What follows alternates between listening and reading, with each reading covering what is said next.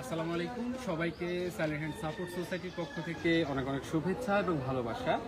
আজকে আমরা এই মুহূর্তে অবস্থান করছি লক্ষ্মীপুর জেলার চন্দ্রগঞ্জ থানা পুলিশ ফাঁড়িতে। এখানে হচ্ছে আমাদের ত্রাণের যে কার্যক্রম আছে সেই কার্যক্রমগুলো করছি, যেখানে খাবার প্যাকেটিংয়ের কাজ থেকে শুরু করে খাবার মাপা, কতটা পরিবার হচ্ছে কেমন কি সব বিস্তারিত যে কাজগুলো আছে সেই কাজগুলো আমরা এই থানার ফাঁড়ির ভিতরে করছি। যেহেতু এই এলাকায় সবকিছু প্রায় পানিতে আছে, শুধুমাত্র রাস্তাগুলো শুকনা আছে, যার কারণে আমরা আমাদের এত মালামাল আসলে রাস্তায় কাজ করলে দেখা যায় যে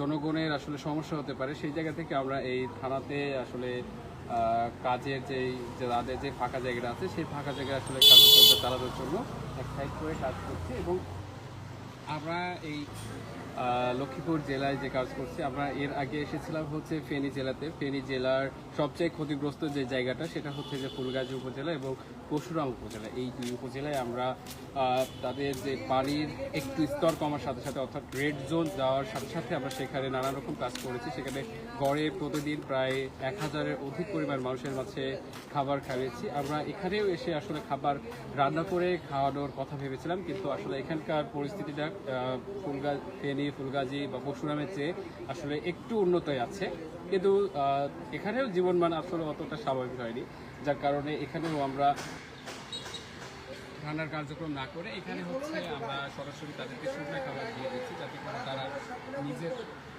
সুবিধার্থে তাদের যে খাবারগুলো দিচ্ছি সেগুলো যেন রান্না করে খেতে পারে।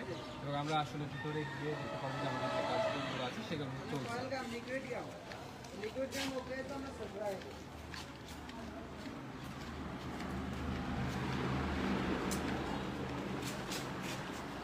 ফাঁড়ির ভিতরে হচ্ছে আপনারা দেখতে পাচ্ছেন যে ফাঁড়ির ভিতরে জায়গায় জায়গায় আমাদের যে খাবারগুলো আছে সেই খাবারগুলো রাখা আছে। একদিকে কাজ করছে, আমরা আরেকদিকে হচ্ছে যে আলু, পেঁয়াজ, তারপরে যে পেঁয়াজগুলো আছে সেই সবগুলো পর্যায়ক্রমে ওজন করে সবরকমে মাপা হচ্ছে।